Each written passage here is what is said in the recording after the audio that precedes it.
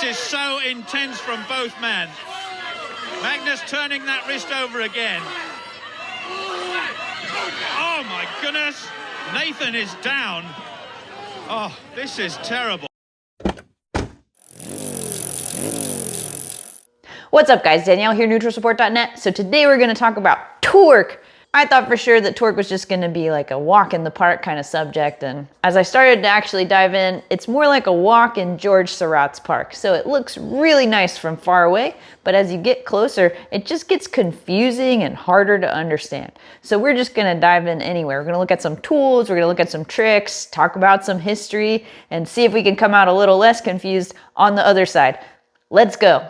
Now, before we go any further, if you're one of those bike mechanics out there who's like, I got your torque wrench right here, here's my 4 and here's my 5, and you think that you're just so perfect, really, honestly, use a torque wrench, not even just because I don't believe you, but because I don't want you to get sued when something bad happens. So even if you think you're just like so great at torque and you know everything and your hands are calibrated after years, just use a torque wrench, please.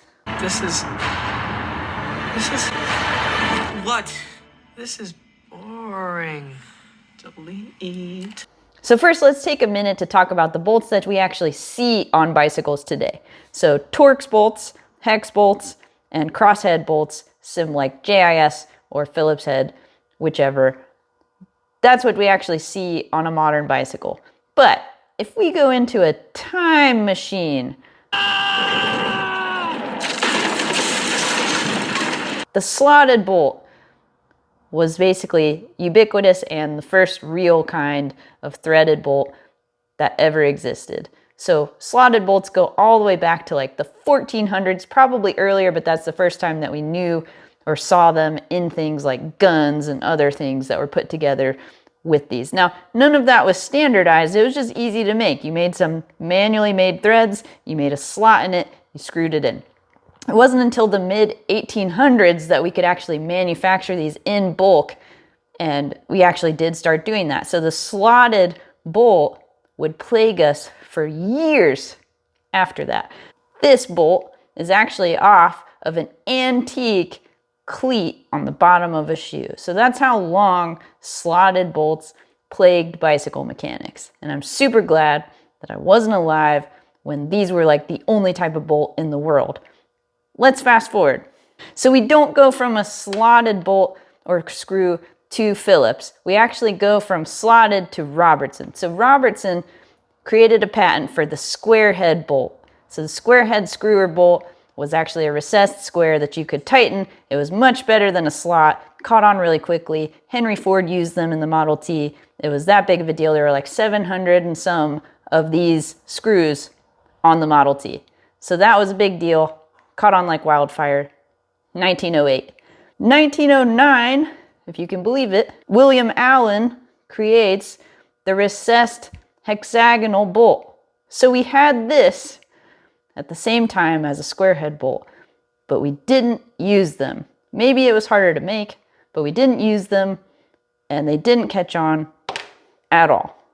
We get to the 30s, Phillips head is created. Again, thinking about auto manufacturers, they were like, this is way better than the Robertson bolt. So they use the Phillips heads in Cadillacs, they catch on, they become so ubiquitous that everybody and their brother has a crosshead screwdriver of some type. There are other types of crosshead that come out of the Phillips design, but in the 30s, we start to get crosshead screws. It wasn't until the 40s that we started really using hex bolts, and that was all because of manufacturing during World War II.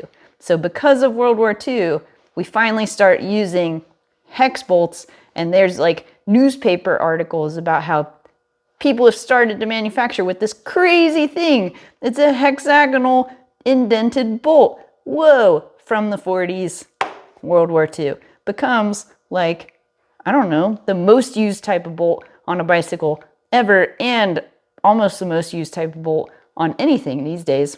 We didn't make Torx bolts until the 60s. It took us a really long time to get from the simplest thing we could make, a slotted bolt, all the way to Torx. I'm glad I'm out of that mess. By increasing the contact over time, you actually increase the ability of each bolt to have torque applied to it. That doesn't mean the material itself can withstand torque, but that's kind of how we got to where we are today. So now we see that on bikes in general, you use mostly hex, some Torx.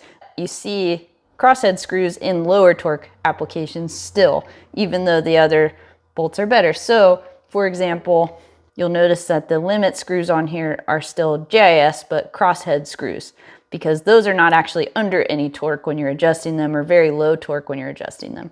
However, the bolt that holds the cable is going to be a hex, because putting a crosshead here, you wouldn't be able to get reliable torque on the cable. So, different applications, different bolts, all on the bike, but you'll see basically all of them. You are boring me to death, and I am already dead.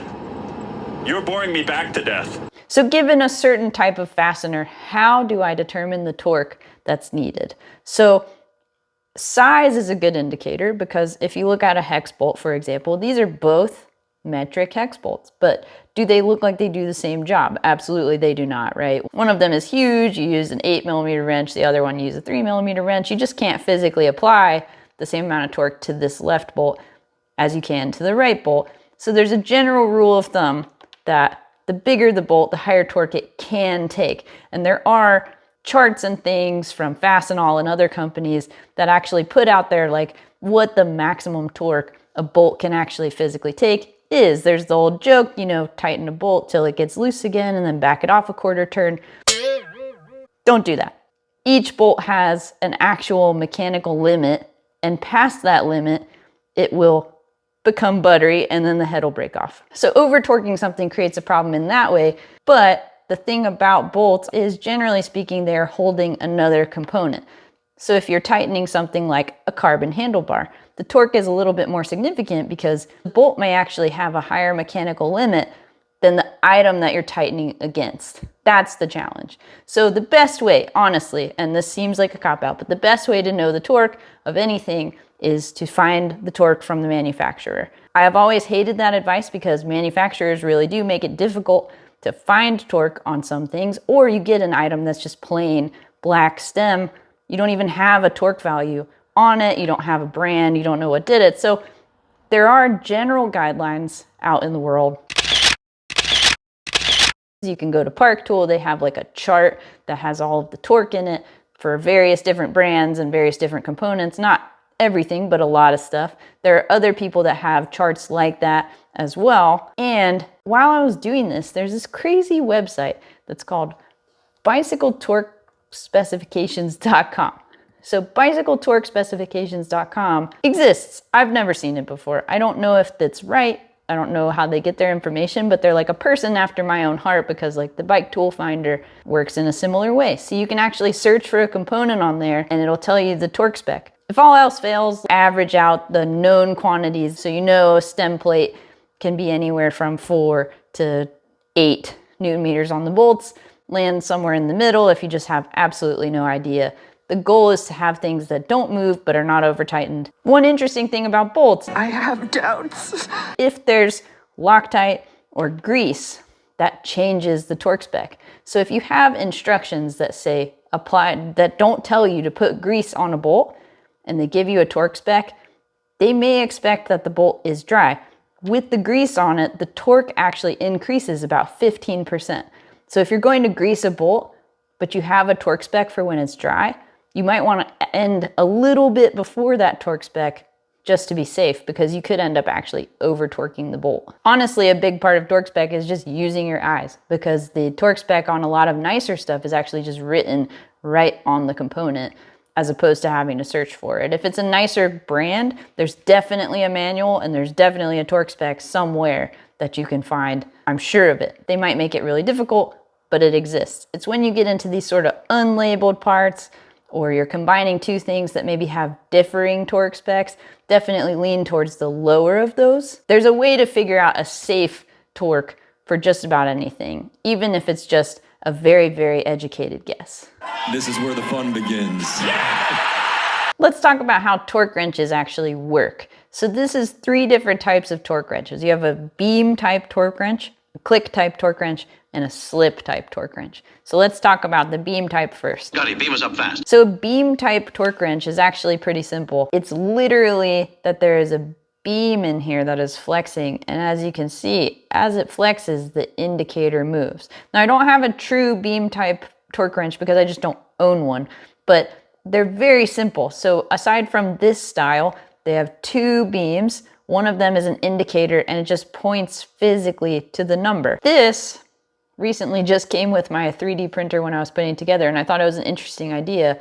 So obviously this probably isn't the most accurate, but what they did was they essentially recreated a beam type torque wrench by printing this piece so that when you inserted your hex wrench into it, it actually would allow you to flex to the torque point. So that, I have no idea what this torque is. They did not tell us, but that was just the good part, like flex until it's here. I thought that was interesting. So basically they made their own, pretty inaccurate, but accurate enough because this is probably only needed to be a range. With the Prestacycle style, when you're using the torque part, you're actually using the knob on the end. You're flexing the indicator to tell you the torque. The cool thing about this tool in general is that you can actually use it like a real ratchet as long as you're not touching the beam. So if you're using the body, you can actually tighten or loosen on this. Typically with a torque wrench, you don't want to loosen anything. You always just want to use it to tighten, never use it to loosen. That's different with this tool because it's meant to be like a flat kit type tool. So you can use it as a ratchet as long as you're touching this part. When you need torque, you put it down on this part. The nice thing about a beam style torque wrench in general is that for storage, you literally just put it away because it always bottoms back out to where it needs to go. This little Torque Ratchet Pro is kind of nice. It comes with a little bag. Yay, Prestacycle. Click type. So this is a very common type of torque wrench. You see it all over. It's not a bicycle specific tool by any means. No torque wrench is, but they come in a wide range. So these are 3 to 15 Newton meters, which is kind of about the smallest click type you're gonna see. You'll see that the Park tool and the Pedros Demi Torque are about the same length. They're really, honestly, very similar tools. They have different functionalities, but they do the same things. So you'll see these, but like much bigger. So this is a torque wrench that I have to work on motorcycles and cars. It does like over 300 Newton meters, so you'd never really need it for a bicycle. You don't have to get a bicycle brand torque wrench. All of mine, minus that one that I just showed you, are bike brand, but that's just because I'm in this industry, so I have access to a bunch of tools from bicycle tool companies. You can always get a torque wrench from just about anybody, Snap-on, whoever. The thing that's nice about bicycle brands is they tend to focus on what you need. So these are 3 to 15 Newton meters, which covers almost every bolt on the bike, minus something like a crank bolt or an axle bolt, because 15 covers all the way to like a Shimano pinch bolt, and 3 covers all the way down to like the lowest bolt torque that you're actually going to be doing with a torque wrench. The way that a click type torque wrench works is it actually has a spring inside the body. So the spring is what you're adjusting by turning the knob at the end. So with this guy, you can see the indicator come up as I'm turning the torque up, and you can't feel this because you're on the internet, but as you turn it, you can feel it getting tenser. And that is because the spring tension in here is actually getting higher. So you set the indicator to the torque that you need. So what that's doing is there's a detent here. So the head, there's actually a conical piece inside here that is on a detent. And the detent is being held in place by the spring. So when you put the torque down, as the detent gets overpowered by the torque, it allows the head to move and click. So that's how you know that you got to the torque.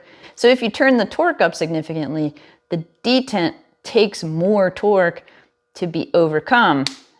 And then the click tells you that that is the point at which the ratchet has reached the torque that you were searching for. So it's a very, very simple system. It's just incredibly calibrated in here. So that that click is what you're looking for. Very subtle. And the issue with this type of torque wrench is that you can keep going. So once it clicks, it doesn't stop you from continuing to rotate. So if you miss the click, you can dramatically over-tension something accidentally because it's not gonna stop it from happening. The way that it works, the cone just bottoms out on the top. You could just keep turning with that. In terms of storage, you never want to go lower than the lowest setting of your torque wrench. So like the beam type was nice because you could just set it down. It just goes right back. With these, what you want to do is actually store it at its lowest setting, but not at 0. So if you wind it all the way past its lowest setting, all the way to 0, it actually has a tendency to uncalibrate. So you want to keep it calibrated. You want to keep it within its range. Then when you're going to use it again, Pedros actually suggests that you put it to 50% of your tension and you click it a few times before setting it all the way to tension just to get it to work correctly after it sits for a really long time. If you leave it at full tension or at a high tension when you put it in storage, it tends to creep, calibration gets off again. The other nice thing about this type of torque wrench is it is something that can be calibrated, so you can send it to any company that does torque wrench calibration. They will calibrate it. Park Tool, you can send it, and for like 20 bucks, they'll calibrate it themselves. So, you know, find a service to do it or send your Park Tool to Park Tool. They'll do it for 20 bucks. Oh my God. So between these two tools that are about the same size and do the same torque, a couple of cool things about the Demi is, one, it has a bit holder around the top, so you can put the bits on the actual tool and just have them ready to go. 2, comes with this sweet little burrito that has a bunch of bits in it. Also, it also comes with a crow's foot so that you can tighten up disc brake things, all kinds of stuff like that. So you have this nice little travel case, and then you put it in here, protected. So that's a really nice touch. The Park Tool just kind of comes with a plastic case and an adapter for sockets. But both work and both are fine tools, but I do like the added bonus of the Pedros. So lastly, slip type. Now, bicycle people, bicycle mechanics, we're used to this type of torque wrench for sure, because this is the type of torque wrench that you see when like Giant throws a torque wrench in or Tektro throws a torque wrench in, anybody who throws a torque wrench in. So a slip torque wrench actually is set up so that there's a detent or a clutch type mechanism that when overcome at a certain tension, it'll slip. Great. So the benefit of a slip type torque wrench is that, for example, it'll click, but it'll click forever. So you can't over torque a bolt with a slip type unless you're using the wrong slip type torque wrench. So these from Pedros are set. You don't have to mess with it. You just grab the one you need. When it clicks, it's at 4. And these typically have, you know, thousands of clicks in them before they get uncalibrated. So there are multiple types of slip type torque wrenches. I've talked about this one before, and that is the slip bit in this feedback tool. So the actual torque mechanism is a slip torque wrench in this bit. So basically 5 Newton meters is when the bit is overcome and it'll slip. So just like the other tool, you can't tighten it past 5 Newton meters because it'll physically slip. And it's just a really interesting and simple mechanism that is just calibrated so it's easier to slip for lower torques, harder to slip for higher torques. And I really do like this as a travel tool with the 5 Newton meters on it. That's very cool. So last but not least, I'm going to talk about my favorite torque wrench of this type. Maybe my favorite torque wrench, period, when I'm working.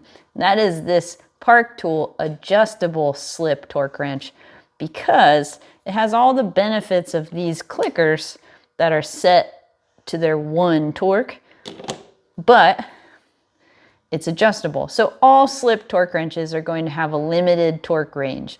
However, this one goes from 4 to 6 Newton meters in half increments. So it's effectively these 3 tools in 1 tool. They achieve that by actually, it's interesting, and I may completely decalibrate this tool by doing this, but I really wanted to show you, so I'll take my chances. When you disassemble this, which don't, but if you were to, you can actually see how it works. So there's a meshed tooth mechanism that is allowing slippage. So they fit together, they slip, they fit together, they slip, they fit together. So that is where the engagement is. Now the tension is determined by turning this knob. So if you watch this, so you can see that piece actually changing position, increasing the engagement between these teeth, increasing the pressure, therefore it will be harder for it to slip. It's a very neat mechanism, and I was actually pretty stoked to take it apart. Not sure, maybe Calvin can tell me if it's ruined now. Don't take yours apart, but I love this tool. I've got another one. I like the knurling now too. There's another version of this that didn't have the knurling, so there's a 5mm Allen hole here that you can turn this with, but you would need a second tool.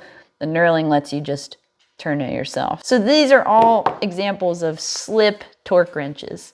So you can't over tighten a bolt unless the torque is wrong. Like for example, you took it apart and now 6 Newton meters is actually 7 Newton meters.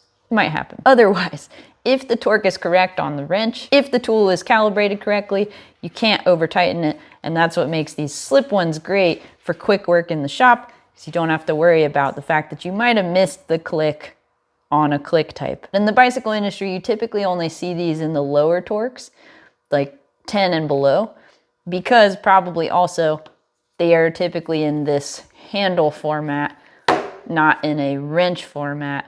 But they may make slip torque wrenches at higher torques, but typically when you need to do a higher torque, you end up going to a clicker. 2,000 years later. So thank you for watching. I hope that you enjoyed this meandering journey through the history of screws, how torque wrenches work. Maybe you picked up a few tips or tricks of where to find torque when the manufacturers are trying to hide it from you so that you can't sue them when your handlebar cracks. If you like this video, go ahead and subscribe to the channel. I'll put more out like it. It'll tell you every time I do, hopefully more frequently than in the previous 2 or 3 months, but hey, it's the busy season. Head over to neutralsupport.net. I've got swag, hats, aprons, all kinds of stuff over there. I also have the Dropper Buddy and the UCI hood angle tool in stock if you need one. As always, I hope you have a good day.